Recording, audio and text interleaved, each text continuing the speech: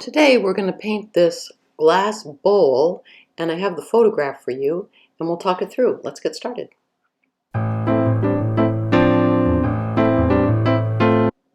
Here's the photograph, and you can screen capture it if you want to. It's a green bowl, which is tinted glass, tinted green, and then there's a lollipop, a red lollipop behind. And what I liked was the color contrast and also that you get those wobbly kind of shapes. So now we're going to get started. This is about 8 times as fast as I work. Um, but I wanted to go over some major points. The first major point is when you're painting something transparent, which I've only just begun to learn how to do, is that you have to look for big value shapes if you can. That's why the value finder just showed up. And also that you have to take into consideration what you can see through the glass. It's a kind of a strange concept because you're not actually painting the surface of the glass, which is what I used to do. What I'm doing instead is I'm painting what I see through the glass.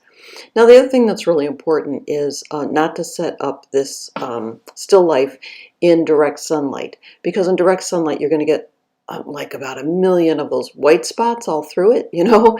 So you'd want to set up your photographs so that you get some highlights that are important but aren't but not as many as glass will generally give you. Now I know there's some people that paint every single facet of a piece of glass, and that's fine, but that just wasn't what my goal was to do here.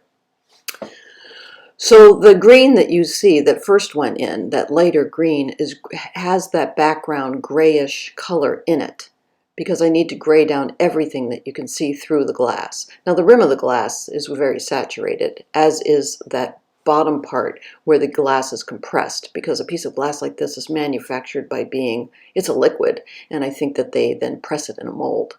And where it's pressed is where you'll see the most saturated color. So I needed to establish that right away. Now there are some places that I'm going to try to stay away from.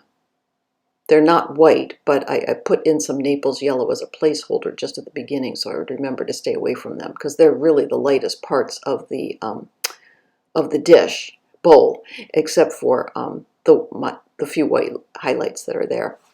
So again, this is a green, but it's very grayed down. And I can't tell you what green it is because I mixed it. I pretty much mix all my greens. I know it looks a lot like Viridian there, and I might have been using Viridian at the time, but yeah, I must have. It's got to be Viridian in there. But a lot of time what I'm doing is I'm using cerulean blue and ultramarine blue, and I'm definitely throwing a little bit of red in there to gray it down. Because it's really important that there's sort of this concept, there's this, contrast between the saturation of the glass in some places and then the clearer spots of the glass, or clearer areas, I should say, of the glass, which you can see through but are grayed down. So, you know, overall, this is kind of a study in gray. I mean, this whole bowl is gray. And most of the values are about the value of, what do you think? I would say the values are maybe threes and fours, except for the very dark spots, which probably are down into 5. Maybe 6, I'm not sure. But it's definitely in the middle range of values. I wouldn't call this a really high key painting because I do put in some really dark darks in order to get that transparent look. Now it's time to put in that lollipop. Now I picked a red lollipop because I knew these complementary colors would kind of work together. But I grayed down that red because remember, you're seeing it through the glass, and also add a little bit of green to it. So it's not right from the tube. It's definitely manufactured by me. I also could see some warm spots underneath the stem of the glass, or glass form, and I decided to put some red under there too. It's not that I saw that as much as I felt a warmth, and since I knew red would read as warmer than green, I felt like I could put that in, and I think it worked pretty good because that spot of red all by itself was starting to look pretty isolated. So I'm not sure what happens next. Let's see. Oh, and you can see all the test tabs on the left. Now I could see that there was a gray, you know, where that's, what do you call it, the holder of the lollipop, the stick.